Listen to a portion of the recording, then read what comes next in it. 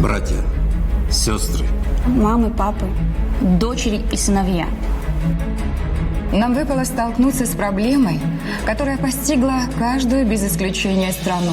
Каждую семью, каждого без исключения человека на нашей общей планете. Если еще вчера подобный сюжет можно было увидеть лишь в фантастическом фильме, то уже сегодня все мы стали его героями в реальном мире. невидимый, но очень опасный враг коронавирус появился у наших ворот. Он не объявлял нам войну, не выдвигал никаких условий. Но он уже здесь и не отступит, если мы не объединимся в борьбе с ним. Я обращаюсь к вам с просьбой проявить терпение и благоразумие. Другие страны, до которых вирус добрался раньше, ценой жизни своих граждан дали нам шанс заранее узнать о том, что делать в сложившейся ситуации. давайте воспользуемся этим шансом. И сделаем все возможное, чтобы замедлить распространение заболевания. Сегодня каждый из нас может быть героем. Для этого достаточно соблюдать официальные рекомендации врачей И стараться донести информацию о правилах жизни в условиях эпидемии. До максимального числа своих родственников и знакомых.